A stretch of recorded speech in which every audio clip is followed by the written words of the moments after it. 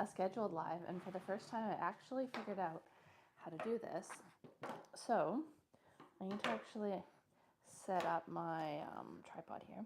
So it's just gonna take me half a second. I just got this new tripod off Amazon for 25 bucks, and it's actually really great.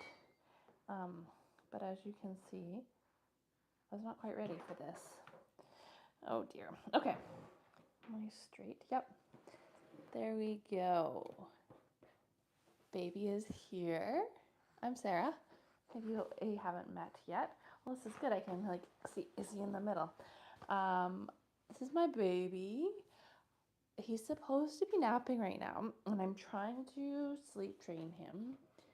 It's not going well. There's just a lot of crying.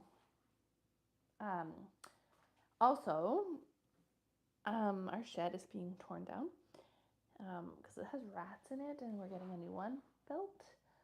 And so that's what's going on. If you hear like chainsaws and such, we hired a guy to come and tear down our shed, so that way there's no more rats. Oh, look, he's looking at me so lovingly. Hi. And then there'll be no more rats, and then I can store flower stuff and supplies in there when it's rat free.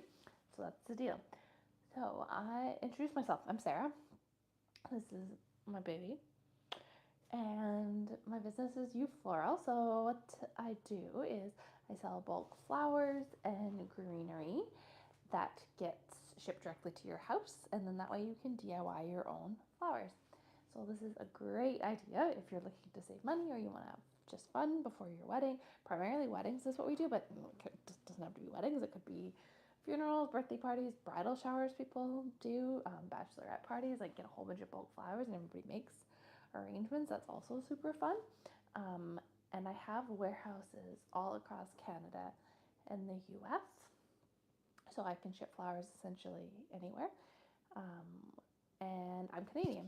I live in British Columbia, which for you US folks is just kind of by Seattle. Like there's actually a ferry between Victoria and Seattle, which I've never taken, but that's on my list of things to do one day is pop over to Seattle, check out Seattle things from Vancouver Island. And I've been a florist for 5 years. I started in 2019. And today I'm going to talk about how I made this pavé arrangement. It's already made up. I'm going to make a video actually of how to actually do it. But live, I just wanted to talk about it and let you guys know about what flowers I put in and my sort of thoughts around making an arrangement. Hello to the baby. Yes, hello, baby. He sleeps during these lives. I schedule them during his nap time because I haven't figured out how to have him sleep solo. So if there's any sleep baby experts out here, tell me how I can get him to sleep alone and not on me. He's just laughing. He's like, that's really funny. No, we're going to do all lives together. So just continue scheduling them for nap time because this is great. So welcome, people are joining in. We're going to talk about, what is the name of the baby? His name's Evan. Evan. So I'm going to show you guys about this pavé arrangement. And so pavé, the name just means like that it's a flat arrangement. Murray, enough. He like hears me talking. He's like, who's here? Just random strangers on the internet is here. So pavé is an arrangement that is flat. I didn't make mine super flat. As you can tell, it's got some height, but the concept of a pavé arrangement is to make it like a flat, uniform shape, and then it has groupings of flowers. So you can see here, I've got groupings of different types of flowers. Let's see if I can tilt it up. That noise you hear in the background is we are building a shed, and so we have a guy that's tearing down the shed with his chainsaw and crowbars and all these sorts of things. Hi, how was my day? It was great. I have a toddler too, and it's a gorgeous day. Why don't I show you guys how gorgeous it is? There you go. Here's my backyard. It's a gorgeous day, so I rode our bike to his daycare to drop him off at his school. So, supplies we need to do pavé. So I am using pruners, and so these are essential when you're doing any flower arrangements. And the reason you need these is because they are sharp enough to cut the flower. So if you use scissors, they won't cut through a lot of the stems. And if they're not sharp enough, then they kind of like smush the stems as you're cutting. And then the stems can't obviously take up water if they're like all janky and smushed. So you need pruners. You need to make sure these are clean. You can just use like bleach or a Clorox wipe or something of that nature, because dirty snips or dirty anything introduces bacteria to the flowers, and then that makes them die prematurely. So everything needs to be clean. Like your buckets need to be clean, your snips need to be clean, etc. And you can just clean them with soapy water. And then I have a container like this. So this is just a smaller version of this guy. They're the same design though. And then they've got like these little niblets on the bottom. And when you put like a floral foam on top of them, then the niblets kind of hold the floral foam in place. And the great thing about floral foam is that you just put it in a bucket of water and let it soak. And then that way your flowers stay nice and hydrated. Not great nice thing about foam is it's like a plastic creation, and so it doesn't break down. So it's not the greatest for the environment. So that's a negative thing, obviously. Okay, let's talk about flower prep. So I did a live on, I think, Friday, and these are my flowers that I talked about in my live on Friday. I made a flower crown. And a girl used it this weekend at a bachelorette party. So I have spray roses, baby's breath, and wax flower. And while I have them here, let's chat about them. So spray roses always have multiple blooms per stem. And there's always some like this one that never open up. That's just a characteristic of spray roses. And they are just beautiful. I love spray roses to use in boutonnieres because one stem you could make like 4 boutonnieres out of one stem. So that's a great cost saving measure, is that you don't need to buy as many flowers, like compared to if you're using a standard rose, you'd put like 1 rose per boutonniere. So you might need like 8 roses, compared to if you use spray roses, you just use 2 stems. And I also like them because they're a bit more demure. They're smaller sized, not as like, I find standard roses really overpowering. So these are a better choice for me. Sometimes they only have like 2 flowers per stem though. So they're really differing. Look at this one, a bazillion. And then it's got like this one that's got all these little stems. I'm trying to look for a stem here to show you that with spray roses, there's often a little, no, I cut them all off.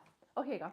There's often a piece like this that doesn't have a bloom on it, and that's pretty much every stem is going to have that. I already cut the other ones off, so when you're arranging with it, you just need to cut those little niblets off because they're obviously not very pretty. And I already did this, but spray roses and a lot of flowers, like wholesale flowers, are going to have tons of leaves on the stem, so you're going to need to cut those all off. And when you get them, you're going to make sure that you use your pruners, not your scissors, and give everything a cut. And I actually do this every couple days because the ends of the flowers kind of well, you can hear the pounding. Somebody's taking down our shed. The ends, after a while, kind of like get a sappy thing and like seal up, and so the water can't go up as nice. So every couple days I just cut the ends off, and then I'm always replacing my water every couple days, because just like you don't like to eat gross or drink gross water, neither do flowers. So this is some spray roses. These are local from Eurosa Farms, which is on Vancouver Island. They're a family grown business and have been in family owned business growing roses, and they've been in business for years and years. They're the nicest people. I love buying roses from them. Sometimes roses, like, what is this baby doing? Will have like an ugly petal on them, like this one, and you can just pinch those off. These are a little bit old because I used these for a live last week. I think I got these Thursday. So Thursday, Friday, Saturday, Sunday, Monday. They're 4 days old, and they're still like looking absolutely gorgeous.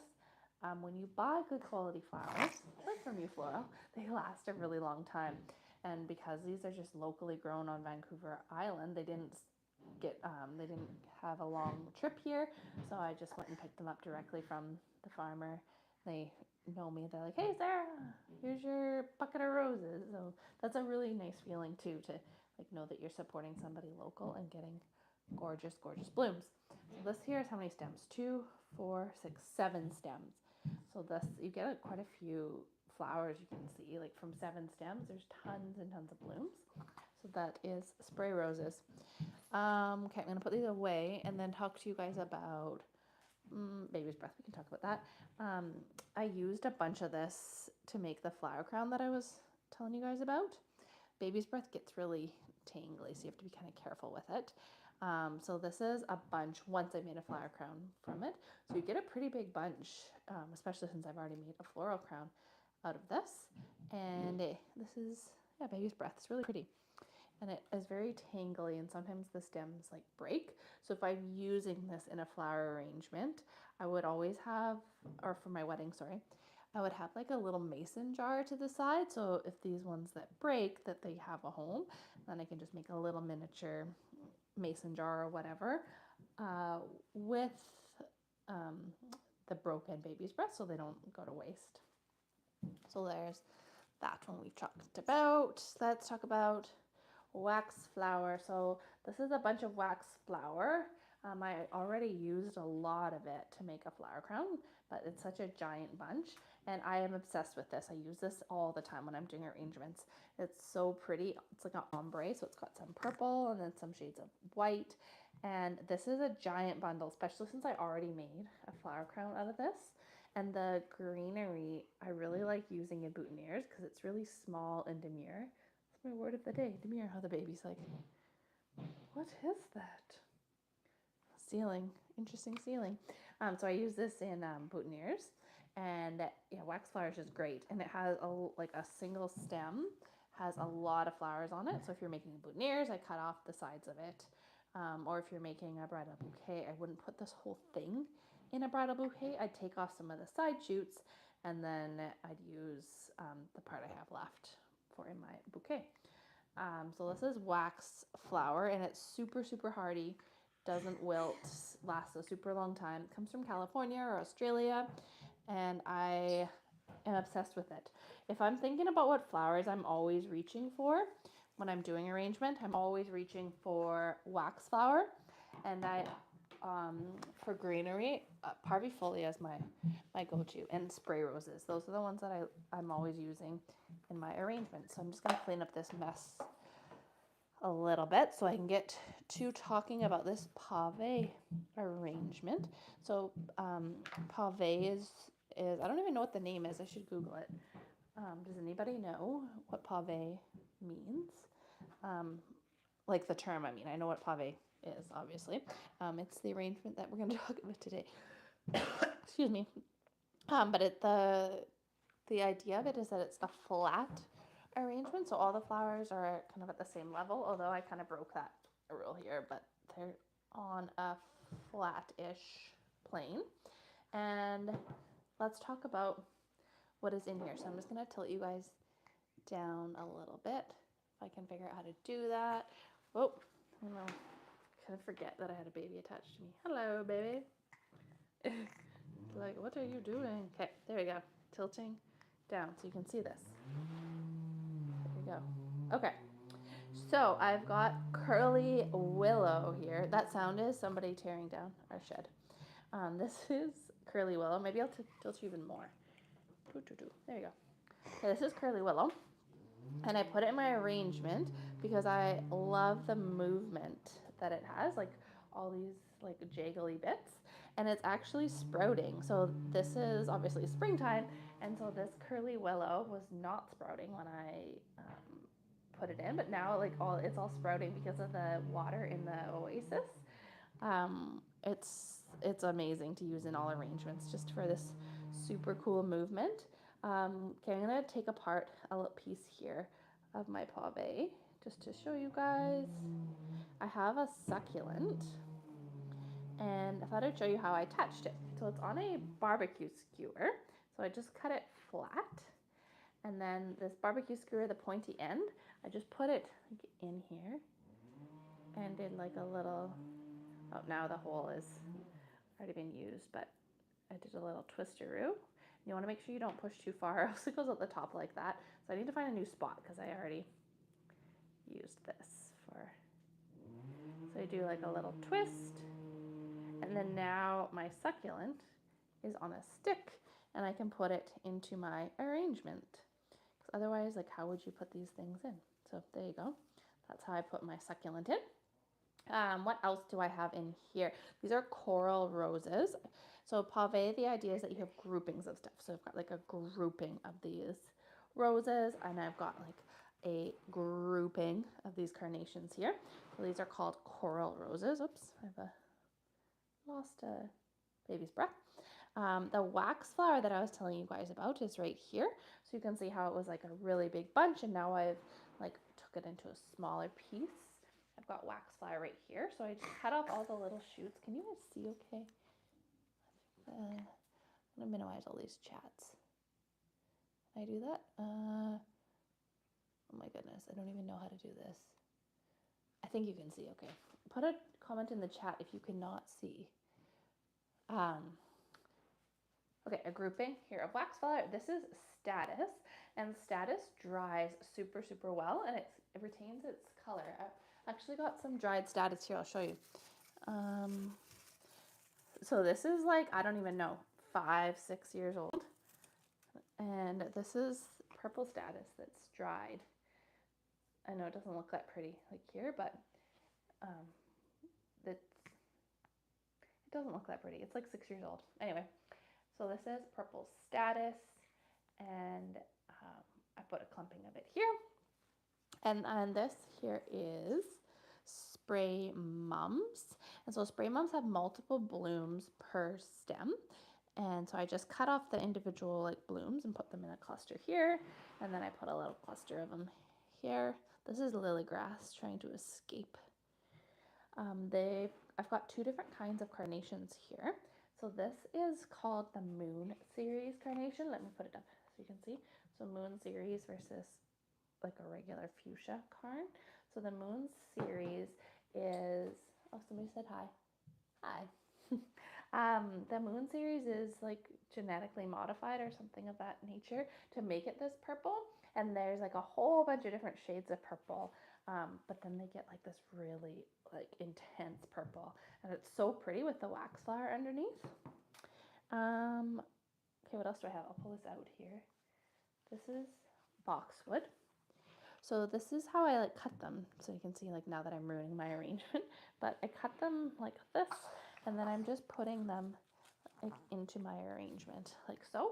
And so that's like a chunk of boxwood. And then this here, I'll pull it out and wreck it too.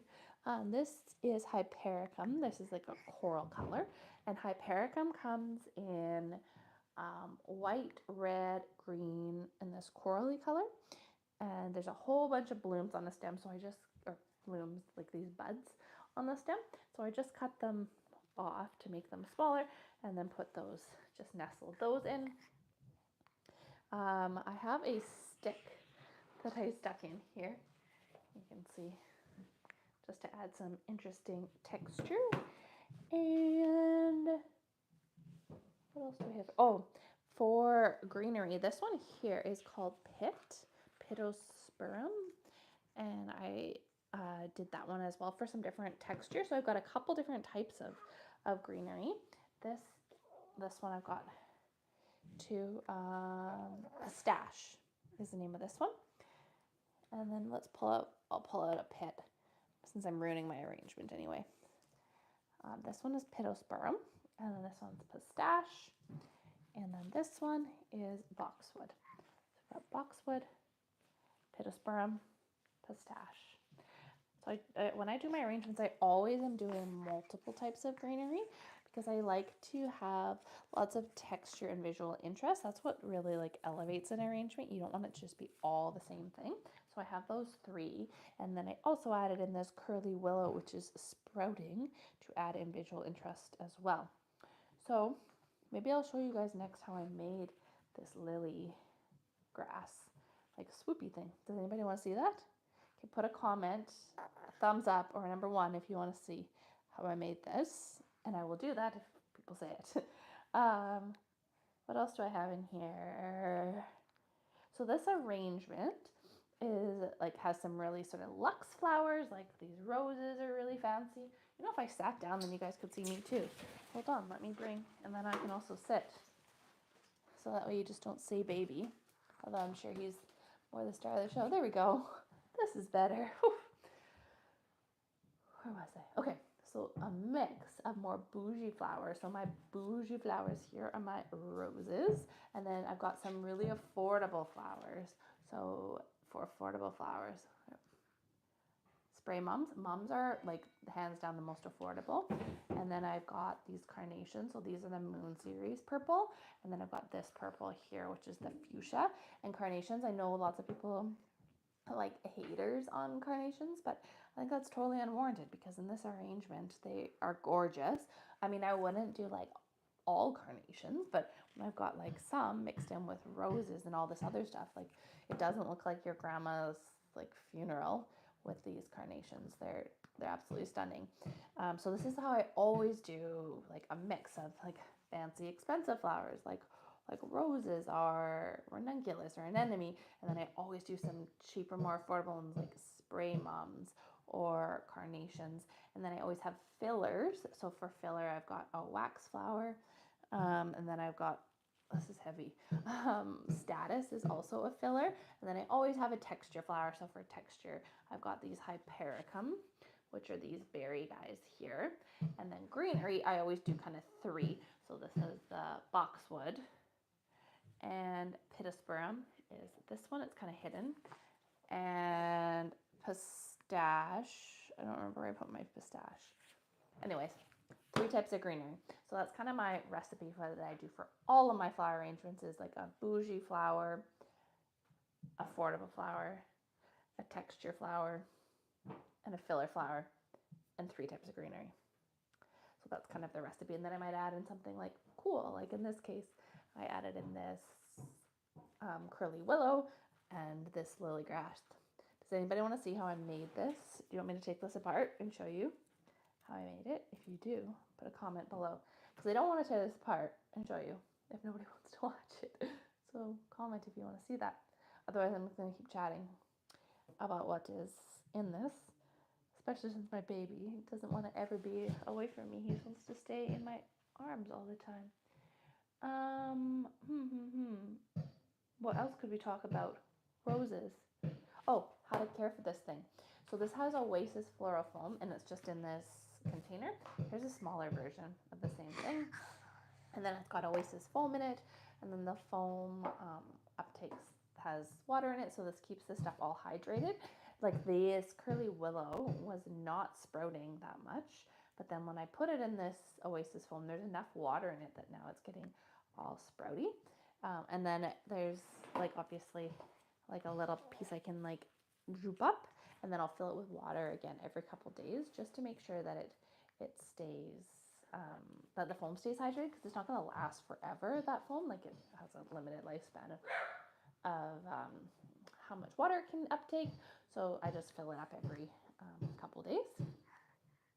Seems like nobody cares to see how I made this lily grass thing. You know what I'm going to do?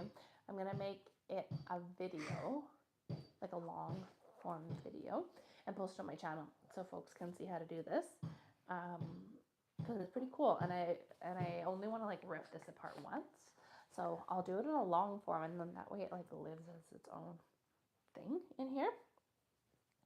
How long does it take me to make this? Probably took me, well, I had to stop and feed this baby in between, but it took me about an hour, 45 minutes with a feed. So it's pretty fast to make it, because you're just like taking down your flowers and you're taking your snips and you're just like cutting them small and then putting them in groupings. And the concept here is like make sure that you like have no space that's open, because that's the kind of concept of pave, is that it's all flat. This one's really bothering me that it's like trying to escape. I'm gonna like find my foam again and just shove it in. Oh my goodness, this baby is not happy. Why don't I show you guys like kind of what I would do? So let me grab some wax flower here. So this is wax flower. I just cut a tiny piece off of it. And you don't want, oh baby, you're fine. You don't want these like leaves, stem things to go into the foam because we need to have like a clean stem going into the foam. And we also don't want the flowers to like touch the foam. So when you're doing it, you're fine, baby. You're fine. You're fine. You're fine. Add the elephant to the mix. So I just pull it like this to make sure that my stem is clean. And this is too long. Oh my gosh. This is too long of a stem to use like in this arrangement because I'm doing it pave style and they're all really short. But if you want to kind of get an idea before you actually cut it, you can kind of like put it up to the side here and see like if I shoved it in, it'd be way too long. So let's cut it down here. Okay, baby's not having this. And then I would just take my piece of wax flower or whatever I had, but now that the end is cut nice and sharp, and I find an empty spot, because it's pave, I'm doing grouping. So this is my wax flower grouping here, and then I just shove it nice and deep into the oasis, and we need to make sure it's fully in there because that's how it's getting its hydration source. So wax flower is great, like it lasts a really long time, but like it will last obviously longer if it has a water source. So that's why I'm using the oasis. Oh look, this baby's asleep. Now I'm trapped here forever. Yeah, so that's kind of the gist here. Oh, a couple more people joined. Hello to the people just joined. I'm gonna offer this to you. Do you want to see how I made this little loop thing on my pave arrangement? If you do, put a comment and I will make it. Otherwise, I might just, I don't know what I'm gonna do because now I'm trapped with this baby here. Let me know what other things you would like me to demo. I thought this was like a cool sort of arrangement to show this pave style thing. And my shed's getting torn down, so it's super loud, but that is just what life is. So I'm gonna head out, but thanks everybody for watching my live today.